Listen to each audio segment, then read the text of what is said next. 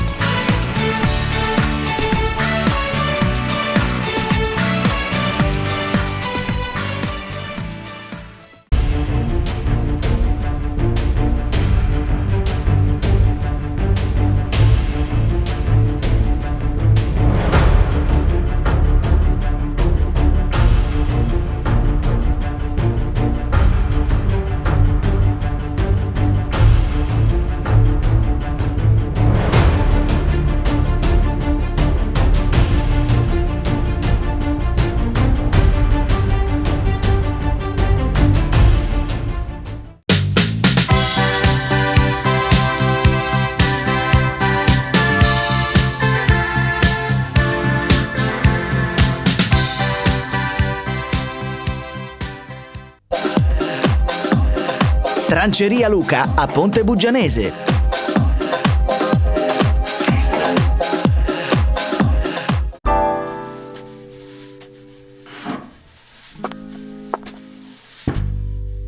Immagina un momento.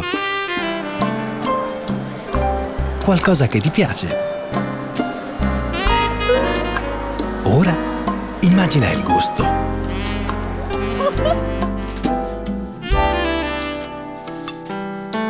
Neri Sottori. Tutto il gusto che puoi immaginare.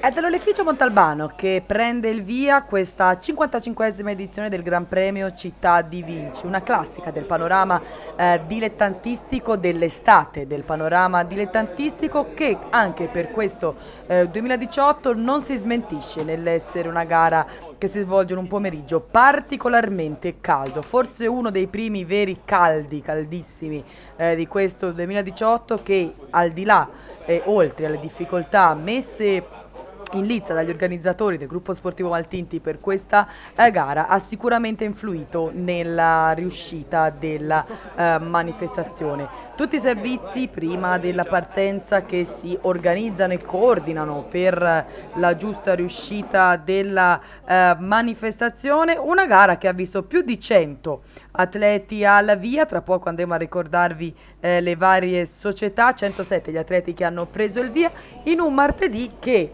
come ogni tanto accade in Toscana prevede ben 2 gare per questa categoria. Non c'è una concomitanza stretta perché la gara che stiamo per vedere si è svolta nel pomeriggio, mentre l'altra è stata una semi-notturna in provincia di Arezzo, che quindi era un pochino anche più dedicata alle ruote veloci del gruppo, però sicuramente questo ha fatto sì che anche le società, o almeno alcune di queste, si siano impegnate per distribuire i propri atleti in entrambe le manifestazioni. Ha aperto l'iscrizione, non poteva essere diversamente, la società organizzatrice della Maltinti Lampadari, poi come abbiamo visto dalle immagini è presente la Colpac, la Malmantile, la Big Hunter, la Futura Team Rosini, la General Store, la Gragnano, la Mastro Marco Sensi, la Northwave, la Overall Treccoli, la Petroli Firenze, la Regolo, la Sestese Etruria Morevita, il Team Cervelo, la squadra del Tumen, la Unione Ciclistica Pistoiese e la Zalf.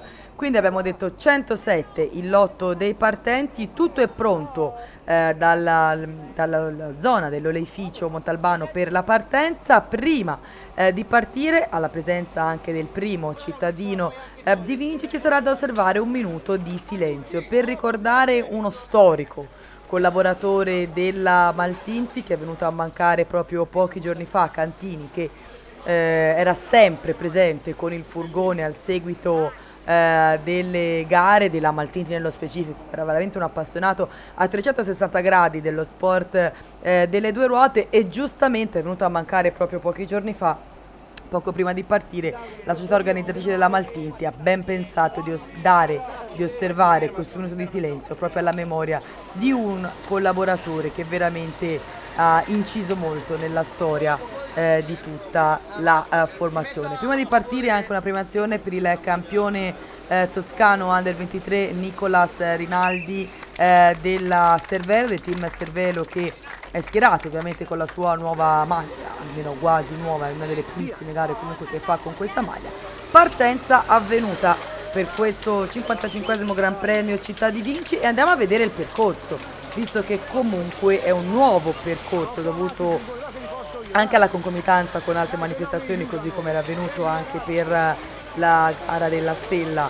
C'è stata la necessità di fare questo nuovo percorso, quindi la partenza, come abbiamo visto, ufficiosa dall'oleificio Montalbano, quindi il trasferimento alla via ufficiale in via De Martiri, quindi Vinci, via Ripalta, Quattro Madonne, via San Donato, via Benvenuti, via Lamporecchiana, Vinci, e quindi dopodiché via Ripalta, ancora la salita delle Quattro Madonne, via San Donato, via Lamporecchiana, Vinci, da ripetere quindi questo giro per diverse volte, tutte le 8, quindi quelle che prevedono il percorso, un totale di 124 km, quindi sicuramente, come abbiamo detto, non andranno a mancare le difficoltà per quanto riguarda la gara, visto che è una giornata decisamente calda, si sfiorano tranquillamente i 40 gradi, e poi le difficoltà appunto che non mancano per quanto riguarda proprio l'altimetria predisposta dalla società organizzatrice, che è la Maltinti. Avvio, come di consueto per quanto riguarda i dilettanti, piuttosto regolare, ad andatura comunque blanda, sono veramente i primi colpi di pedale, e comunque per essere una gara che si svolge in concomitanza con un'altra manifestazione non possono che essere soddisfatti gli organizzatori, visto che comunque c'è una partecipazione non solo regionale, ma comunque quando a una propria gara vengono anche dalle extra regionali formazioni, anche come non ce ne vadano l'altro, ma la Zalfa e la Colpac, non si può che essere soddisfatti. C'è da dire che comunque Renzo Maltinti e i suoi collaboratori è un organizzatore di lungo corso, quindi immaginiamo che anche per le altre formazioni, quando Renzo chiama, sia un po' difficile dire di no, ma questo è segno di un lustro che si è avuto nel tempo, che si conferma ad ogni organizzazione, ed è comunque un segno di merito per quello che si fa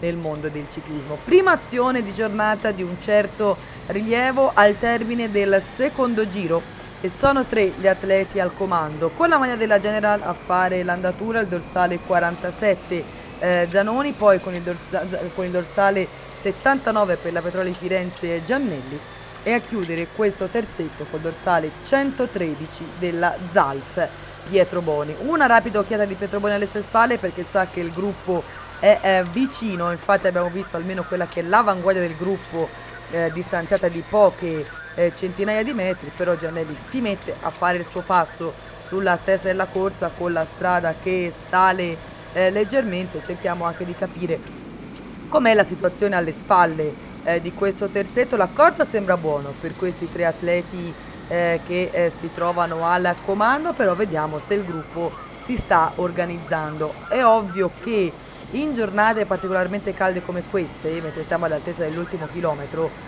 è pericoloso in un certo senso lasciare andare le azioni, perché magari possono avere dei vantaggi cospicui, soprattutto come adesso quando arrivano in diversi a rientrare, potrebbe essere complicato andare a rintuzzare il distacco. Questo sulla carta, la storiografia in un certo senso un po' ci insegna questo. Andiamo a vedere però chi sono questi corridori che vanno a rientrare sui 3 atleti che già abbiamo ricordato. Con il dorsale 107 Caiati della Zalf, poi con il dorsale 75 Colonna della Petroli Firenze, con il numero 57 la Terra Pirré della Mastro Marco, poi ancora con il 27 Buggiani della Bigante, con il numero 10 Piselli della Maltinti, con il 48 Zoccarato della General, con l'84 Imbruglia della Regolo, con il 44 Lira della General e con il 23 Hernandez della Malmantile. Questi gli atleti che sono stati i primi a rientrare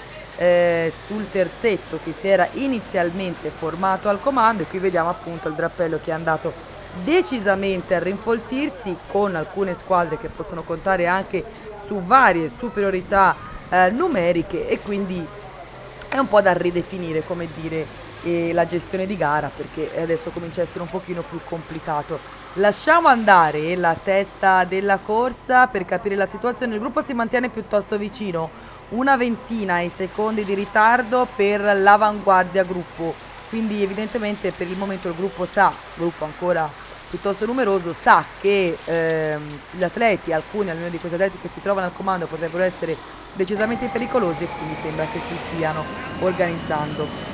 Salita delle 4 Madonne per la testa della corsa, siamo al 50° chilometro di gara ed è nuovamente cambiata la situazione, perché sono rimasti in 2 al comando.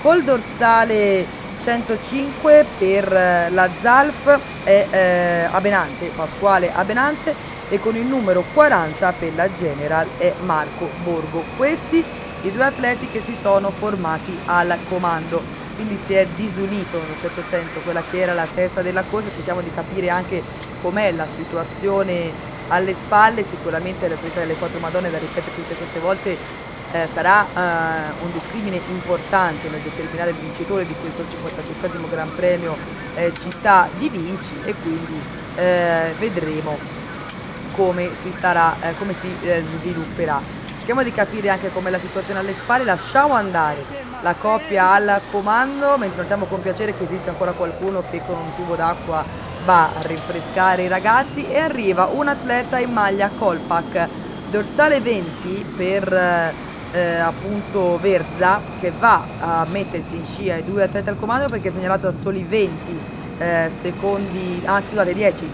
secondi di ritardo. E adesso cerchiamo di capire anche com'è la situazione alle spalle, perché come detto praticamente la fuga che vi abbiamo ricordato poco fa si è non neanche disunita, è scoppiata, non è più valida quella situazione. Vediamo anche il povero Verza con la maglia completamente aperta, e anche queste immagini ci dimostrano che la strada è in salita e non c'è un metro di ombra. Anche questo è da tenere in considerazione per i poveri ragazzi che stanno correndo in un pomeriggio decisamente caldo. Questa è la situazione appunto alle spalle, che sta inseguendo questo drappello che si è formato, nel quale riconosciamo con il dorsale 16 Lucca della Colpac, con il 24 Pugi della Malmantile, poi ancora Colonna per quanto riguarda la Petroli Firenze, ma c'è presente anche con il 41 Casarotto della General. Quindi sono alcuni atleti che facevano parte della fuga precedente, altri invece che sono riusciti a rientrare, così come Corradini della Mastro Marco, lo vediamo sulla destra in alto sui pedali che cerca di tenere il passo. Con il 106 Breda risaliamo appunto, poi appunto Colonna, con il 24 ritroviamo ancora una volta Pugi, poi via via appunto tutti gli altri, con anche a fare l'andatura adesso Edoardo Faresin, figlio d'arte anche dell'atleta della Zalf, e riconosciamo anche Gabriele Ninci della Big Hunter. Fa parte di questo tentativo anche Biondi, Vyacheslav Biondi della futura Team Rosini. Lasciamo andare anche questo drappello e vediamo che la situazione alle spalle è comunque frazionata. Il gruppo, quella che possiamo considerare l'avanguardia gruppo, ha più di un minuto di ritardo, ma appunto abbiamo visto che innanzitutto sono ancora diversi coloro che fanno parte della corsa, del pieno della corsa, però i distacchi sono veramente minimi. Ad ogni cambio di situazione vediamo che tutti coloro che stanno provando ad andare in fuga poi vengono comunque recuperati gruppo ancora comunque decisamente numeroso, davvero, se consideriamo che sono stati poco più di 100 i partenti. E adesso infatti, come volevasi dimostrare, nuovamente è cambiata la situazione quando siamo al 75esimo chilometro di gara. 4 gli atleti al comando, dove è presente ancora una volta Colonna della Petroli Firenze, con il 53 Baccio, l'ex campione italiana cronometro della Mastromarco, con il 105 Abenante e con il 111 Edoardo Ferri, entrambi della Zalf. Questi i 4 atleti al comando, e anche Colonna si bagna le gambe, segno veramente che oggi è una giornata infernale proprio per le temperature. È ovvio che luglio sono le giornate che sono particolarmente calde, però lo ricordiamo, in questi giorni si sta correndo anche il Giro del Portogallo a temperature, per i professionisti ovviamente, a temperature astruse, perché si sfiorano quasi i 50 gradi, 47-48 gradi. Ci sono i pompieri che devono annaffiare i ragazzi con gli idranti per permettere loro di gareggiare, non possiamo dire in situazioni normali perché non lo sono assolutamente, però davvero è proibitiva la situazione. Caldo però che sembrano saper gestire benissimo i 4 atleti che si trovano al comando, perché stanno andando avanti di buon grado, di buon accordo, i 4 atleti al comando. E adesso, quando ci avviciniamo nuovamente al passaggio da Vinci, vedremo anche com'è la situazione. Non si risparmia Yuri Colonna sulla testa della corsa, è comunque sulle strade di casa. Yuri Colonna non è lontanissimo, abbiamo visto anche la mamma presente nelle immagini di inizio gara, qui appunto dove si trova la maggior parte del pubblico. Abbiamo visto anche il contagiri che indica 3 giri alla conclusione, quindi si comincia da adesso in poi a far sul serio, e lo sanno anche i 4 atleti che si trovano al comando. Eccoli qua, adesso è Ferri a fare l'andatura con Bacio in seconda posizione, Abbinante in terza ruota. Yuri Colonna, che dopo aver fatto il suo turno sulla testa, si mantiene in quarta posizione.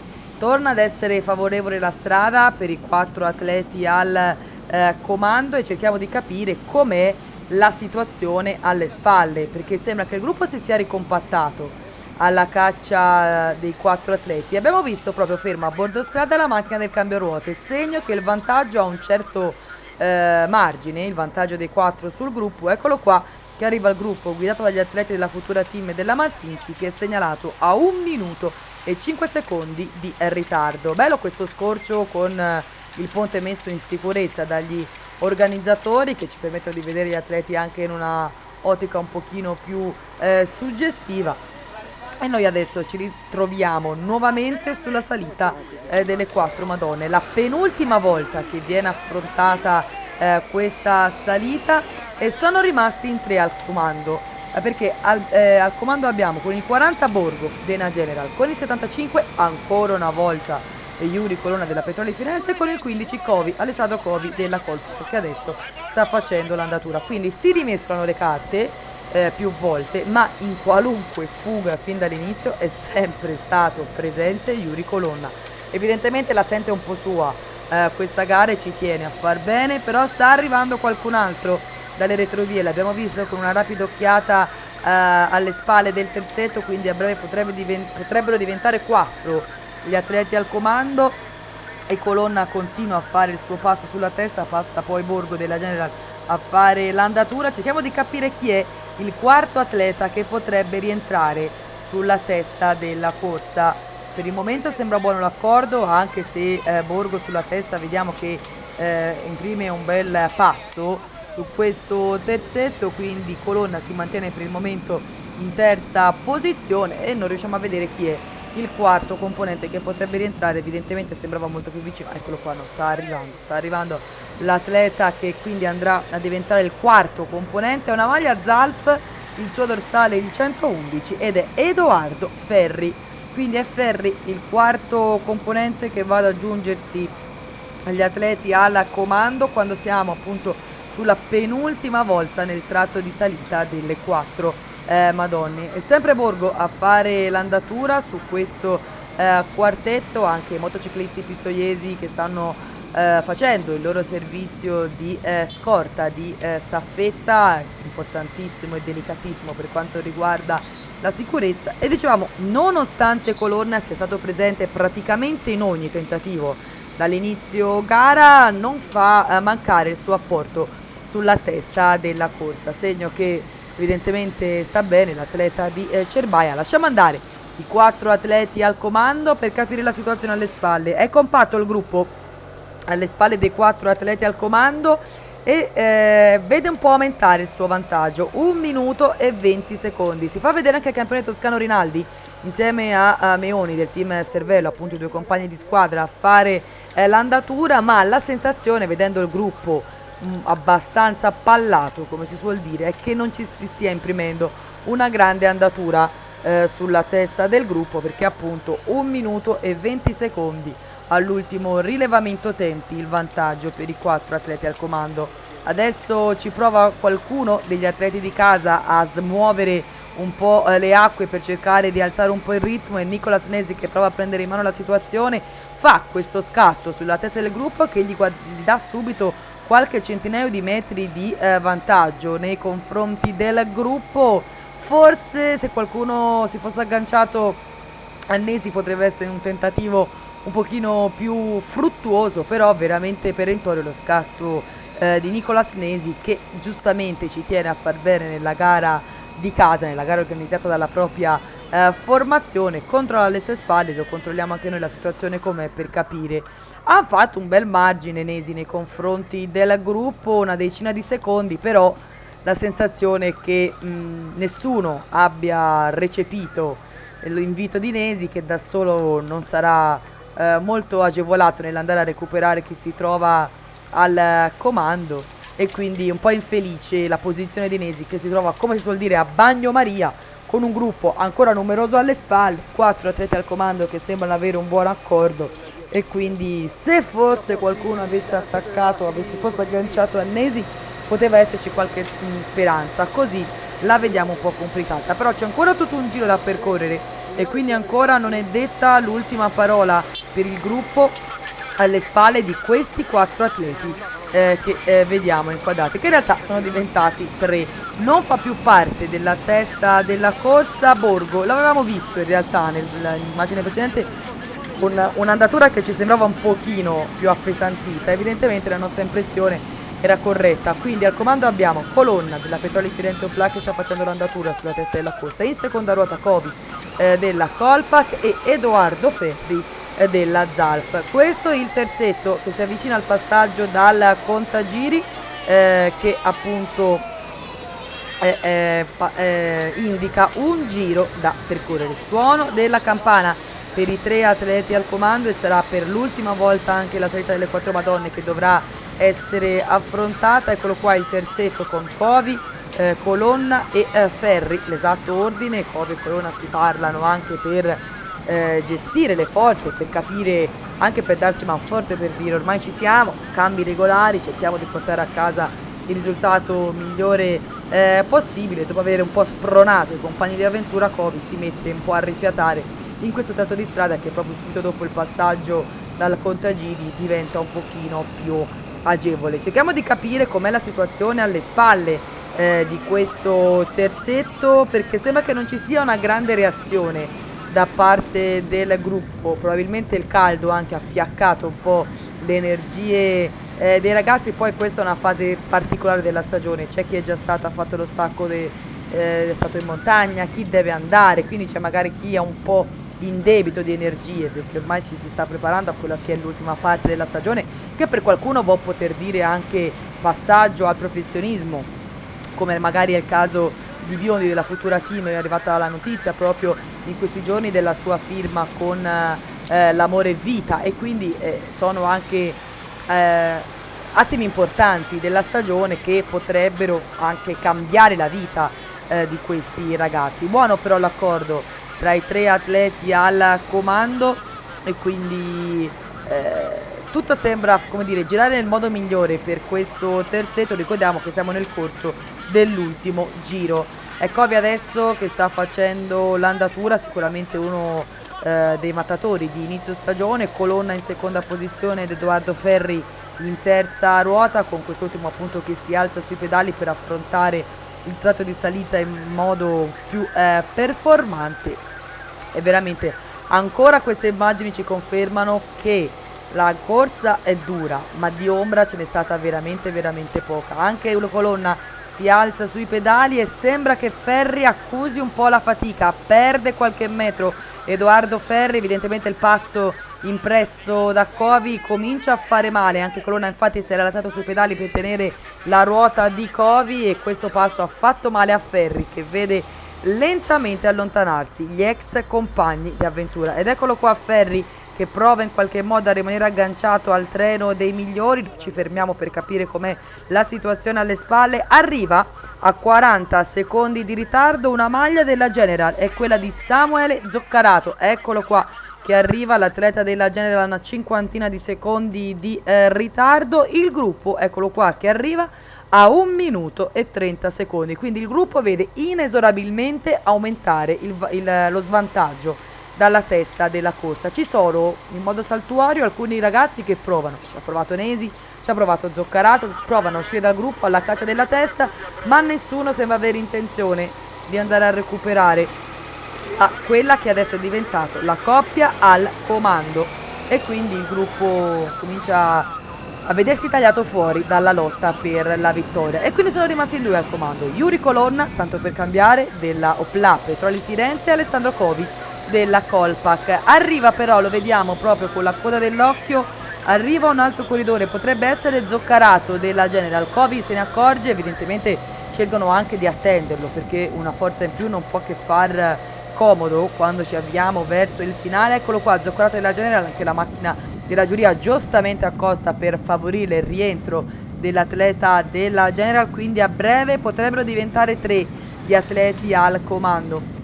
Eccolo qua che proprio adesso a breve dovrebbe avvenire il rientro da parte di Zoccarato, che con Colonna e Covi che stanno aspettando. Un attimo di disattenzione per Colonna, non aveva visto la moto della moto di formazione è fermo da una parte, quindi è stato veramente pronto di riflessi Yuri Colonna, e questo è proprio l'esatto momento in cui Zoccarato della General Store riesce a riportarsi sulla testa, e quindi nuovamente 3 gli atleti al comando, nuovamente la strada che sale, e quindi cambia ancora la situazione in questo 55esimo Gran Premio Città di Vinci. Alessandro Covi della Colpac a fare l'andatura, Yuri Colonna in seconda posizione della Petroli Firenze Opla, e Samuele Zoccarato della General Store che adesso si alza sui pedali per cercare di affrontare al meglio questo tratto di salita. Si fa decisamente sentire la fatica, lo vediamo proprio dall'andatura degli atleti sulla testa che cominciano a raschiare il fondo del barile. Sono veramente stremati i ragazzi, lo dicevamo già, la gara è complicata di suo, poi veramente uno dei primi veri caldi di stagione ha messo a dura prova i ragazzi, quindi lo vediamo proprio anche sul volto di Covi che la fatica comincia decisamente a farsi sentire. Sembra ormai fatta per i 3 atleti al comando, perché come detto all'ultimo rilevamento tempi era di 1 minuto e 30 il vantaggio di questo terzetto nei confronti del gruppo, ma comunque non si può mai dire.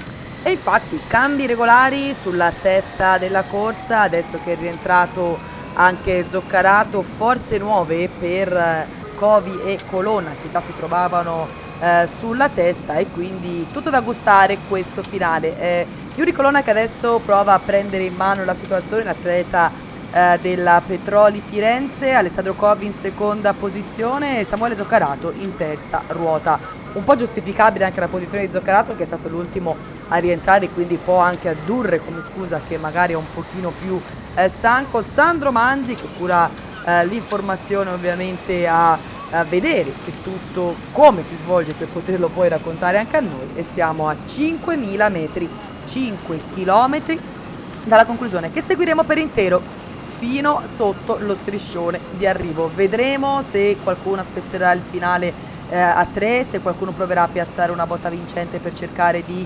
spiazzare gli altri 2. Vedremo come si svilupperà, se magari dalle retrovie ci sarà qualcuno che riuscirà a rientrare per recuperare chi si trova. Radio Corta ci informa comunque che il gruppo sembra tagliato fuori, perché comunque il vantaggio è andato a un pochino ad aumentare, anche se adesso una fase di rilassamento, passateci il termine dei 3, potrà garantire il rientro da parte del gruppo. Sicuramente c'è da fare comunque un plauso a Zoccarato, che se n'è andato dalle retrovie per andare a riagganciarsi alla testa, come vediamo. Non cambiano le posizioni sulla testa, sempre Colonna a fare l'andatura con Covi in seconda posizione e Zoccarato in terza. Ovviamente Covi e Zoccarato sanno che Colonna è praticamente uno degli atleti di casa e quindi è da tenere in modo d'occhio, sotto osservazione in modo particolare. È anche vero che quando magari si corre in casa per la voglia di far bene, per la voglia di dimostrare tanto, a volte si incorre in errori, parlando per Colonna, quindi è un equilibrio un pochino sottile per questo terzetto. La sensazione però è che continuino ad andare di comune accordo. Zoccarato adesso a fare l'andatura con Covi che passa in prima posizione a fare il suo turno, e poi ovviamente arriva la volta anche di Colonna. E quindi dicevamo buono l'accordo tra i 3 atleti al comando, non abbiamo mai visto una discussione tra i 3, nessuno che abbia provato a saltare un cambio, e adesso giustamente si informano anche della situazione alle retrovie, ma è ormai sicuro che sarà un finale a 3 per questo 55esimo Gran Premio Città di Vinci. Ormai tutto il pubblico si è spostato nel rettilineo finale dopo essere stato all'altezza dell'incrocio che funzionava da zona di passaggio di Contagit, però adesso praticamente siamo sotto al museo di Leonardo, se non andiamo errati, e quindi tutti lì ad aspettare il terzetto, o almeno quello che per il momento è la testa composta da questo terzetto per il finale di gara. 3 chilometri alla conclusione e non cambia la situazione. Sempre 3 atleti al comando, sempre Yuri Colonna della Petroli Firenze Opla, sempre Alessandro Covi della Colpa, che è sempre Samuele Zoccarato della General Store. Dicevamo appunto cambi irregolari, 3 km alla conclusione, con il gruppo che evidentemente sembra tagliato fuori anche perché le telecamere non ci fanno vedere altro, e quindi siamo sempre sui 3 atleti al comando che si controllano un po'. Adesso magari cominciano un po' a fare anche un po' di tattica per provare a saltare qualche cambio, per cercare di capire come sta chi si trova accanto, dalla posizione, dal colpo di pedale, dall'espressione. Magari c'è qualcuno che sa bluffare benissimo, qualcuno sa le energie che ha, qual è l'arrivo che gli compete di più, se in volata o se provare a piazzare la botta vincente. Ovviamente ragazzi ne approfittano dei tratti di strada come questo, dove si può dare un'occhiata alle spalle per cercare di capire com'è la situazione, ma non si vede arrivare nessuno e quindi si comincia un po' a studiarci. Adesso vanno tutti e 3 sulla sede stradale quasi ad appaiarsi, 2 chilometri alla conclusione. E Covi adesso a fare l'andatura con Colonna che si mantiene in terza ruota e Zoccarato tra i due, però veramente non succede niente per il momento. La sensazione è che si stia aspettando la volata o si stia aspettando ancora un po' prima di provare a piazzare la botta vincente, perché comunque 2 chilometri volendo per piazzare un attacco potrebbero essere tanta strada. Ormai siamo in vista del triangolo rosso dell'ultimo chilometro e adesso forse Colonna sta facendo un po' di pretattica, sembra adesso che stia più volentieri in terza ruota dopo essersi veramente speso tanto durante tutta la gara. Lo abbiamo ricordato più di una volta, ma veramente in ogni azione Colonna era presente, quindi decisamente buona la prova quest'oggi per l'atleta della Petroli Firenze Opla Maserati. E ormai, come detto, siamo in vista del triangolo rosso dell'ultimo chilometro. Eccolo qua, ultimo chilometro, ultimi 1000 metri per il 55esimo Gran Premio Città di Vinci. E adesso veramente al momento i giochi stanno a zero. Adesso chi vuole deve provare a piazzare la botta vincente, oppure sarà un finale in volata, ma è una volata comunque atipica perché è un finale che tira, un finale che non in salita ma nemmeno in pianura, quindi è un finale che può davvero mettere in difficoltà. Prova a prendere la situazione in mano Zoccarato, si porta a fare l'andatura Zoccarato con Covi che si mantiene in seconda posizione e Colonna ovviamente per il momento avrebbe la posizione migliore. Adesso davvero si abbassa l'andatura con Colonna che va dall'altro lato della strada, Covi si mantiene al centro e Zoccarato a destra secondo la nostra inquadratura, il nostro teleschermo. Vanno nuovamente a rimettersi in fila, adesso è Covi che va sulla destra, Colonna alla sua ruota, vanno proprio ad occupare interamente la sede stradale e lo possono fare perché hanno un vantaggio comunque che glielo permette da chi va a inseguire. Adesso veramente è Covi che si è posto al comando e Zoccarato che è in terza posizione e Colonna in seconda ruota. Si stringono gli scarpini, si fa di tutto pur di forse anche stemperare un po' la tensione. E adesso appunto vediamo, ormai ci proviamo a dire che sembra un finale ormai in volata, ormai nessuno può piazzare la botta vincente perché siamo proprio alle ultime curve, siamo già dentro l'abitato di Vinci e quindi ormai è un finale a 3, nessuno ha provato a piazzare la botta vincente, sembra che provi a far partire la volata Zoccarato ma non sembra farcela e quindi veramente siamo alle ultime curve. Poi avremo anche l'immagine dalla nostra telecamera fissa. Accusa la fatica Zoccarato, perde qualche metro, prova in qualche modo a rimanere agganciato perché è iniziato ad aumentare l'andatura sulla testa della corsa. Ce la fa Zoccarato a mantenersi agganciato al trenino buono e quindi vediamo come si svilupperà questo finale. Siamo ormai veramente in vista dello striscione di arrivo. Noi a breve parte la volata con Covi e Colonna si mantiene alla sua ruota, lo passa dall'interno Yuri Colonna, lo sorpassa quando siamo ormai in vista del finale ed è davanti Yuri Colonna e ce la fa a cogliere la sua prima affermazione stagionale. Yuri Colonna la vittoria per l'atleta della Petroli Firenze, seconda posizione per Alessandro Covi della Colpac, terzo Samuele Zoccarato della General Store Bottoli. Arriva in quarta posizione a 15 secondi Giacomo Garavaglia della Petroli Firenze, quinto Stefano Oldani della Colpac che arriva a una ventina di secondi di ritardo. Poi arriva anche un atleta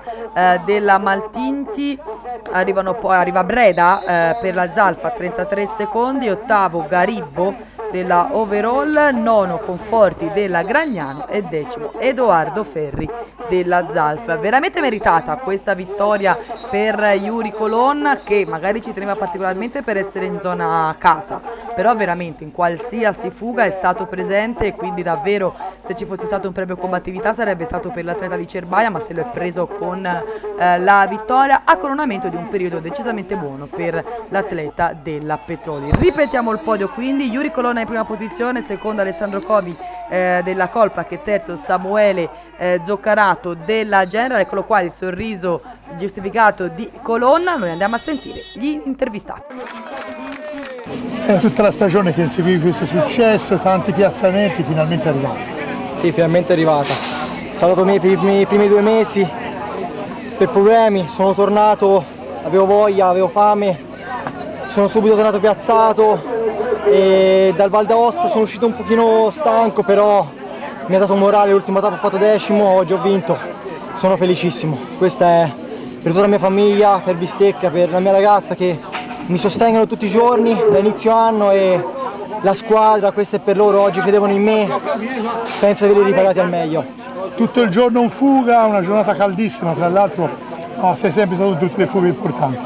Sì, diciamo che Mastro Marco ho sbagliato tutto perché non sono entrato in tutte le fughe, oggi ho detto non me la posso fare scappare, la gamba c'era e ho detto devi dare di più, sono entrato in tutte e allora è arrivata questa bellissima vittoria. Senti, lo sprint con Covi perché mi sembra che Zoccarato si sia un po' sfilato.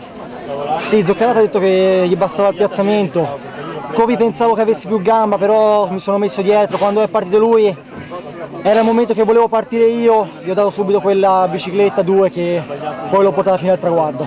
Meritatissimo successo. Grazie mille, grazie. Un secondo posto che forse non ti soddisfa del tutto. Diciamo che una volta che eravamo in 3 io portavo la vittoria perché sono partito che non pensavo di vincere perché mi sto correndo soprattutto per trovare la gamba per il Tour dell'Avenir, però mi sono trovato lì e quando ti trovi lì puoi sempre vincere, quindi ci ho provato, ho sbagliato io, ho preso la volata troppo presto, ho incominciato a aumentare troppo presto, 500 metri dall'arrivo, quindi è stato bravo lui che conosceva anche l'arrivo e niente. Nella prima parte della gara ti abbiamo visto sempre coperto, quando sei uscito comunque mi sembra che la fuga ormai sia partita subito. Sì, diciamo che la prima parte di gara ho sofferto tantissimo perché mi sono trovato senza borracce i primi 3-4 giri, con 42 gradi non è tanto bello. E niente, poi quando sono riuscito a prendere le borracce, che mi sono anche fermato per prenderle, Infatti quando mi sono fermato il gruppo è aumentato, quindi ho rischiato anche di rimanere al vento. Però dopo sono rientrato, sono andato in fuga e la gara si è voluta così. Dicevi una condizione che sta crescendo, l'obiettivo quindi è il Tour dell'Avenir e l'eventuale mondiale. Sì, adesso pensiamo prima al Tour dell'Avenir, poi col CT valuteremo se decide lui o non decide lui. Sei riuscito con una bellissima azione a agganciarti davanti quando ormai sembrava che i giochi fossero fatti. Hai fatto una grande azione e forse l'hai pagata nel finale. Sì, diciamo che era tutta la gara che non riuscivo a restare in gruppo perché facevamo le salite veramente forti e in pianura rallentavamo, ci guardavamo. Al penultimo giro sono riuscito a fare l'attacco buono, fare il mio ritmo senza esagerare in salita e una buona velocità in pianura, e quindi sono rientrato in un mezzo giro, però in volata non ne avevo per provare solo a competere con gli altri due. Peccato anche per Borgo perché faceva parte della fuga davanti, poi ha avuto una foratura e lo ha tardato, forse in due sarebbe stato un po' più semplice. Mi era passata per la testa l'idea di rientrare, ma nel momento in cui l'ho superato stava cambiando la ruota, di conseguenza non c'era proprio il tempo necessario per rientrare. Infatti anch'io sono rientrato a filo per la volata, per cui mi dispiace per lui, se lo meritava. Raffaello Lippi, presidente della Montalbano, che ha contribuito alla riuscita di questa manifestazione, una bella manifestazione, ancora una grande gara qui a Vinci. È stata una grandissima gara, noi come sempre abbiamo aperto i nostri cancelli perché abbiamo tanto posto, come lo vedete. È stata una bellissima gara, oltre 100 corridori, tutti i migliori che c'è in Italia, è stata bellissima e è andato tutto bene, quando va tutto bene siamo contenti. Dobbiamo dire che quando organizza Renzo Maltinti si sta tranquilli, no? Io penso di sì, ormai è un'amicizia, ci dura da tanti anni, ormai siamo così. E quindi anche l'anno prossimo vedremo apriremo i cancelli per la città di Vinci. Sicuramente sì, sicuramente sì. Sara Iallorenzi, assessore allo sport del Comune di Vinci, che ancora una volta ha visto una bellissima manifestazione giunta alla 55esima edizione. Sì, siamo alla 55esima edizione del Gran Premio Città di Vinci, anche quest'anno appunto è stata un'edizione molto bella, con un percorso rinnovato e organizzata benissimo come tutti gli anni dal gruppo Maltinti Lampadari, a cui va tutto il ringraziamento mio e dell'amministrazione comunale. Appuntamento al 2019.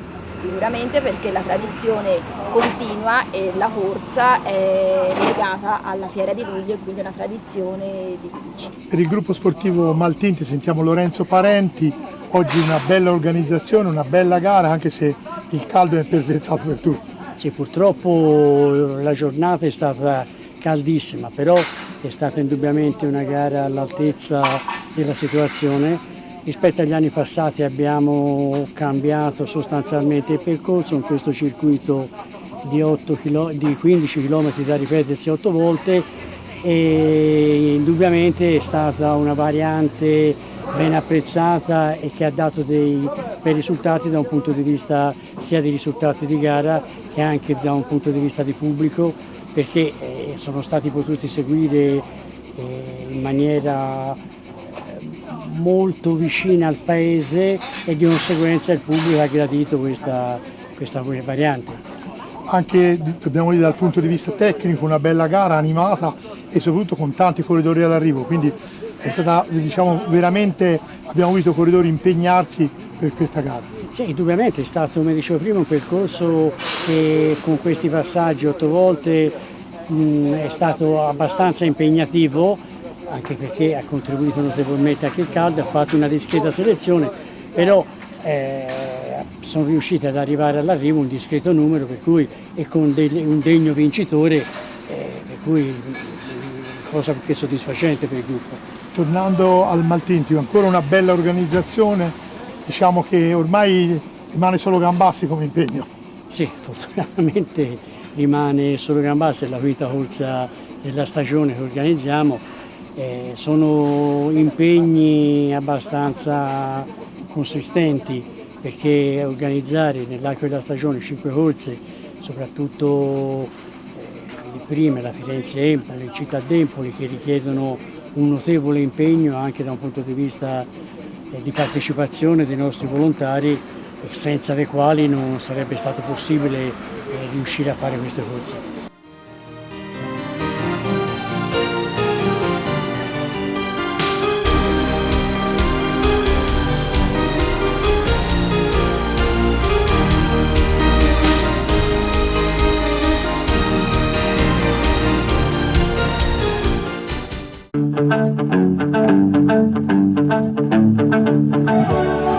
Da Ivano e Cristian Fanini, 10.000 metri di Auto Expo. Dalla Smart alla Ferrari. Nuovo e seminuovo. Vendita e noleggi. Auto Expo, Lunata, Lucca.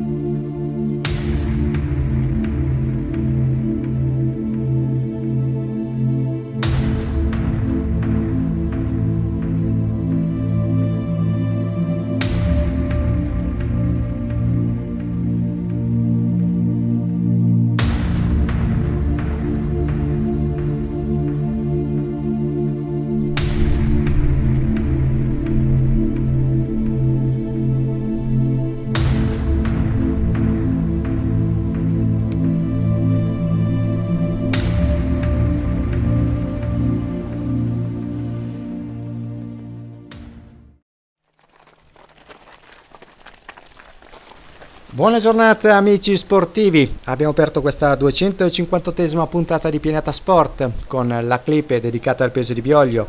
Siamo in provincia di Biella, da qui si può vedere uno splendido paesaggio con la pianura vercellese novarese e a nord Bielmonte. Domenica 29 luglio si è disputato il trofeo Triverio e primo Memorial all'Asa organizzato dal Team Paldi con l'appoggio tecnico del Velo Club Castelletto Cervo e il Velo Club Piatto. Gara riservata alla categoria allievi, ragazzi allievi che hanno 15 e 16 anni, 83 sono stati i corridori al via in rappresentanza di 21 società. Vado a leggervi le squadre, iniziamo con la squadra Madonna di Campagna, la ciclistica Ferrati, la Orange Bike Team, il Team Bramati, la Busto Garolfo, la Forti e Veloci, l'Esperia Piasco, la Prealpino, la GB Junior Team, il Pedalo Solano, il Pedale San Maurese, la Remo Calzolari da Moreno, la SC Orinese, il Pedale Pavese, la Tessiore, la Costa Masnaga, la Figinese, la Bustese Ologna Team Bike, la Cassano Magnago 1902, la Novarese e per finire la Vigor Cycling Team. Siamo al foglio di firma di partenza con i ragazzi in maglia bianco-rossa della Forti e Veloci. I ragazzi trentini sono stati al via con Emanuele Benedetti, Michele Berasi, Nicola Campestrini, Michele Di Mattè, Andrea Fabiani, Federico Iacomoni, il vincitore dell'ultimo trofeo Squillario, Enrico Salvadori ed Elia Tovazzi.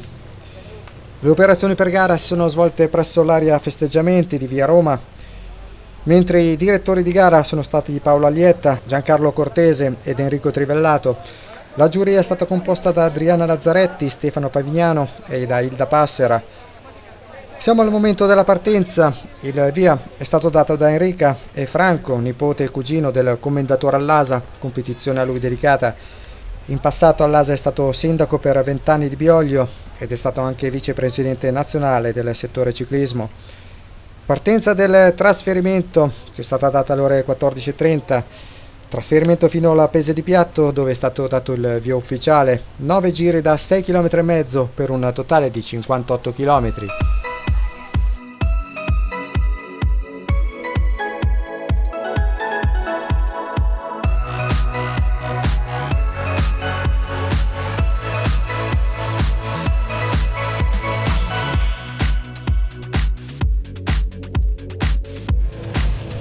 Al termine del primo passaggio, nei primissimi chilometri di gara, nasce una fuga con 4 corridori.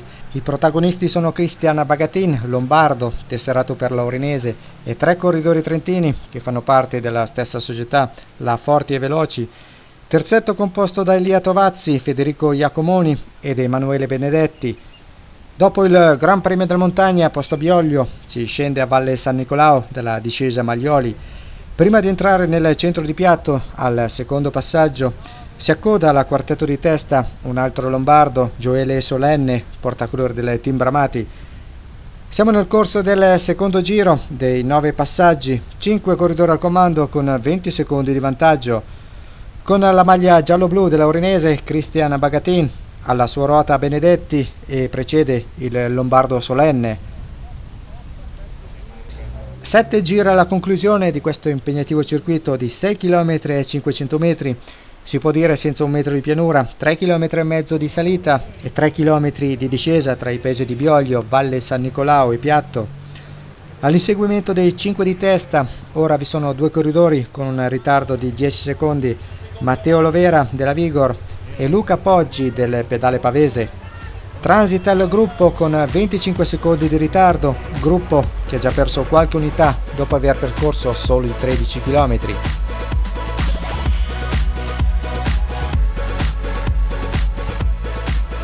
Nel corso del terzo passaggio, all'inseguimento del gruppetto di testa, vi è solamente il piemontese Lovera, mentre Poggi è stato riassorbito dal gruppo.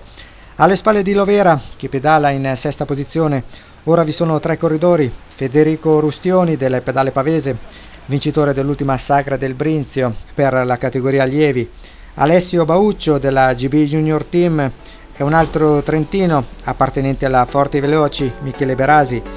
Questi 3 corridori hanno un ritardo di 20 secondi sulla testa del gruppo.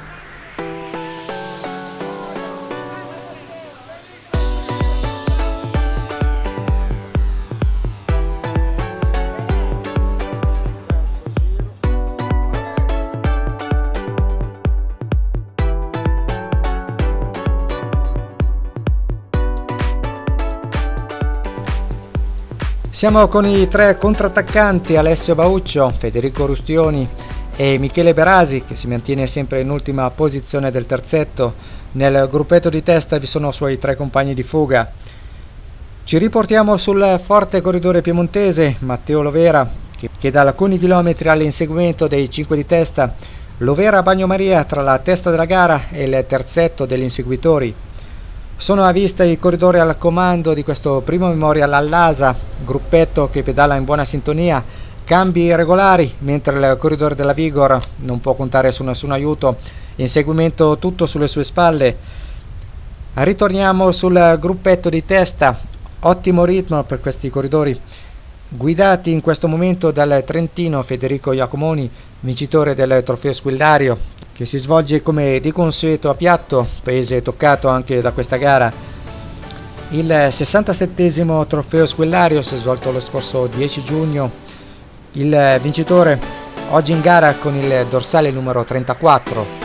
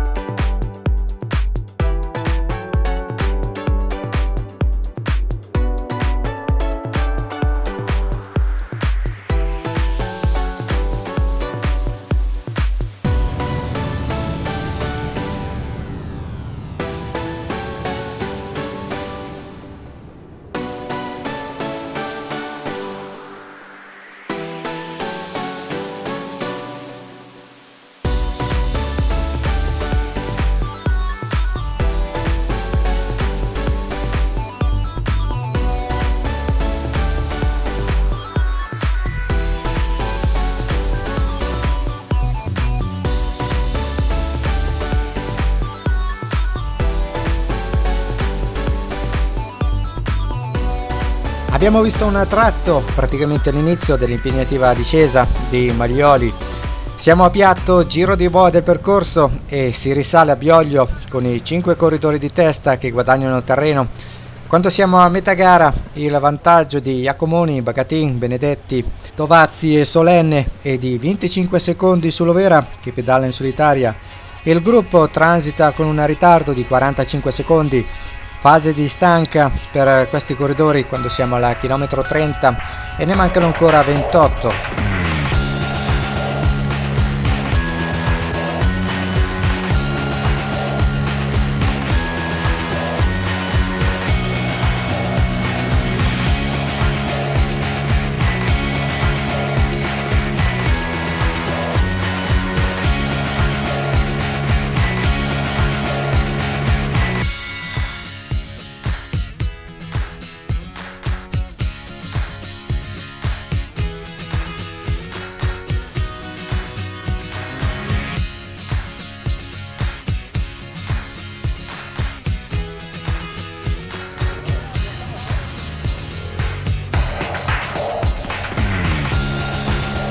A 4 giri dalla conclusione, approfittando di un attimo di rallentamento dei 5 corridori al comando, Lovera dopo il Gran Premio della Montagna nella discesa riesce ad accodarsi ai 5 di testa.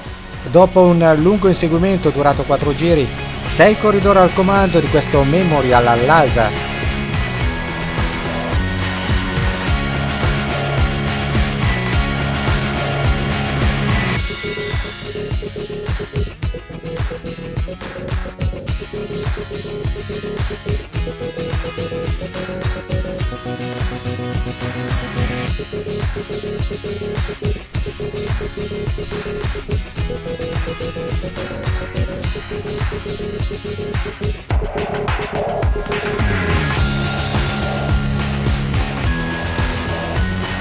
...18 km alla conclusione, sembrano imprendibili i 6 corridori di testa.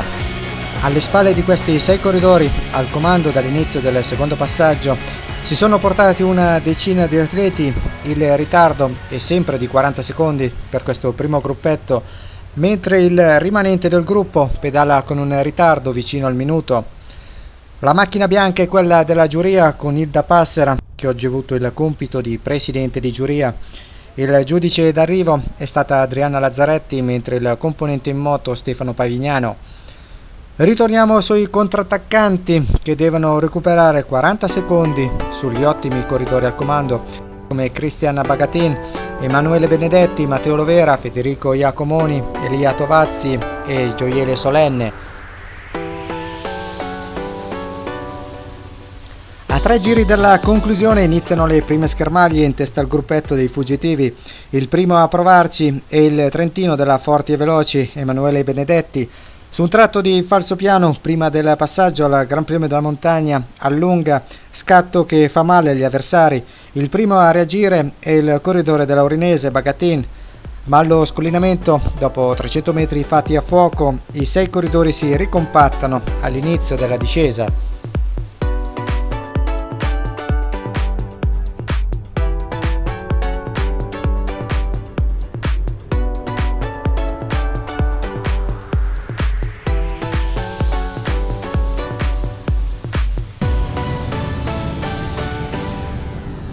Ancora un allungo di Benedetti ed è ancora Bagatin a riportarsi sul Trentino, ma anche questo allungo viene stoppato dagli altri corridori di testa, con gli atleti della Forti e Veloci che sono in superiorità numerica. Un bel finale di gara con continui allunghi per questi 6 corridori che hanno dominato la gara.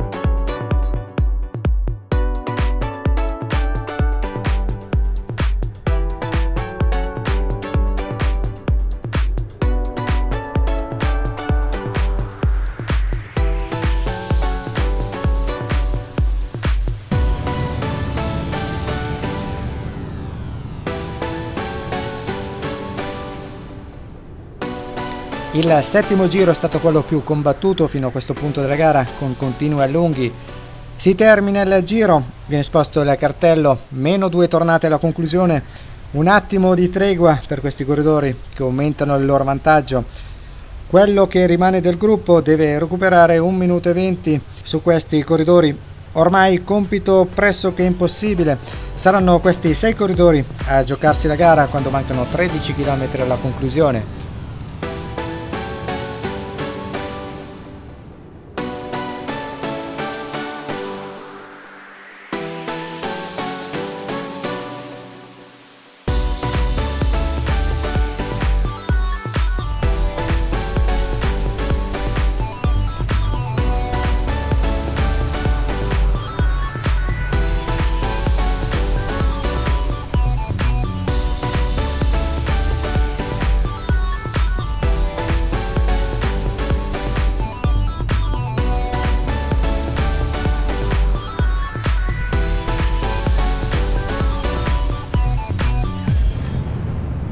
Abbiamo visto in precedenza ancora un allungo di Benedetti, che è il più attivo in questa fase di gara.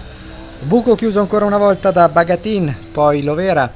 Sullo scatto di Benedetti il corridore del team Bramati perde qualche metro e al suono della campanella al comando rimangono in 5, mentre Solenne insegue con un centinaio di metri di svantaggio.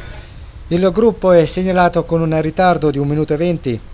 Siamo ormai entrati nell'ultimo giro di gara, siamo nel comune di Bioglio, ancora una maglia rossa che allunga in testa al gruppetto, uno scatto bruciante, questa volta Elia Tovazzi a provarci quando mancano 6 km alla conclusione, ancora Bagatin, il primo a riportarsi sull'attaccante, alla sua ruota il piemontese Lovera. Si va così a scollinare al Gran Premio della Montagna con Iacomoni e Benedetti che perdono qualche metro, ma all'inizio della discesa si riaccodano e il gruppetto si ricompatta.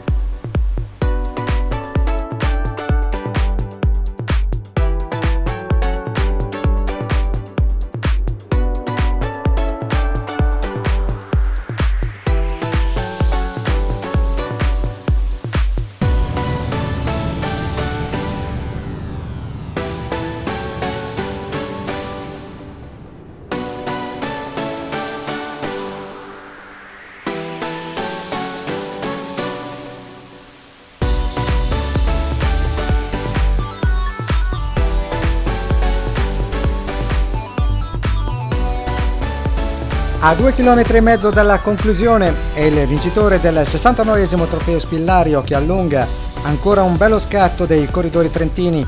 Federico Iacomoni, altro allungo, altra rasoiata per i muscoli per questi ragazzi che sono in fuga da 50 km. A rispondere all'allungo del corridore in maglia rossa è Cristian Bagatin, ancora una volta il corridore della Orinese si mette all'inseguimento. In contropiede parte il corridore della Vigor.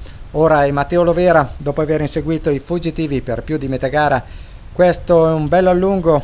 I compagni di fuga sembrano rimanere sui pedali, solo Benedetti si mette all'inseguimento del piemontese quando mancano 2 km alla conclusione. Si passa al cartello che segnala -2 km alla conclusione.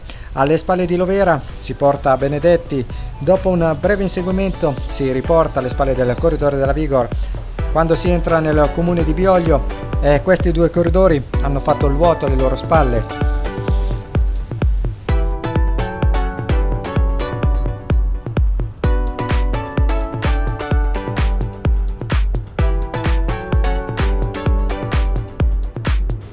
Al comando Lovera e Benedetti, poco più di 1000 metri alla conclusione. Ancora un allungo di Benedetti, non è un vero e proprio scatto. Allungo del corridore, tesserato per la Forti e Veloci di Trento. Un allungo del corridore in maglia rossa che piano piano prende metri importanti, mentre Lovera a questo punto non riesce a rispondere, perde terreno. Si passa il triangolo rosso, 1 chilometro alla conclusione. Benedetti guadagna sensibilmente terreno. Alle spalle di questi 2 corridori gli altri 3 fuggitivi hanno un ritardo di 200 metri all'ultimo chilometro e sono tagliati fuori dalla vittoria finale.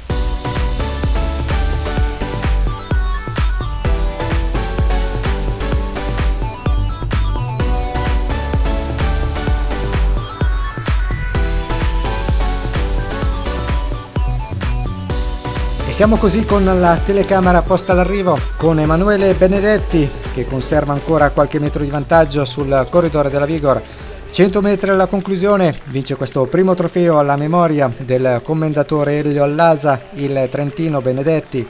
Bella la gara del corridore della Forti e Veloci, continuando a scattare nella parte finale di gara, l'ha portato alla vittoria. In seconda posizione un'altra bella gara per il piemontese Matteo Lovera, che in salita va sempre forte. In terza posizione, con un ritardo di 40 secondi, termina il vincitore dell'ultimo trofeo squillario, Federico Iacomoni. 58 km di gara in 1 ora 42,05 secondi alla media oraria di 34. A 1 minuto e 22 dal vincitore, di lavorata per la quarta posizione, la spunta ancora un corridore della Forti e Veloci, Elia Tovazzi, e precede solenne del team Bramati, Cristian Bagatin dell'Aurinese. A 3 minuti e 05 arriva il gruppo Alessandro Ceci in settima posizione e precede Francesco Vergobbi della Remo Calzolari da Moreno, Luca Poggi del Pedale Pavese e in decima posizione Michele Berasi della Forti e Veloci. Ma andiamo a sentire i protagonisti.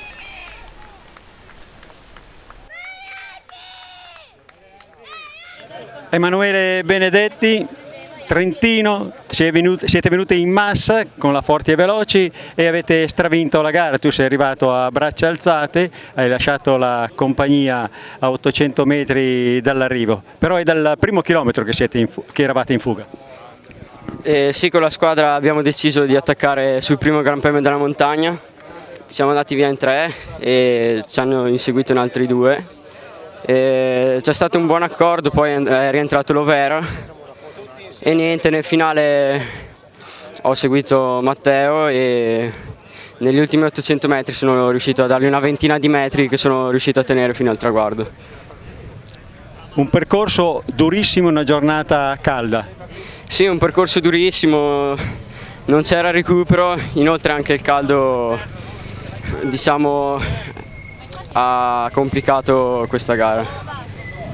I tuoi risultati di quest'anno? Con queste sono 2 vittorie, un secondo, 2 quinti e poi altri 3-4 piazzamenti nei 10. Iacomoni, tu hai fatto un primo posto a pochi chilometri da Bioglio a Piatto recentemente e oggi un terzo posto, però una gara sempre all'attacco. Sì, abbiamo provato subito ad andare via prima della discesa, che era il punto chiave della gara, e con altri 2 miei compagni ce l'abbiamo fatta alla grande, fantastica. Puoi ricordare le tue vittorie, i piazzamenti?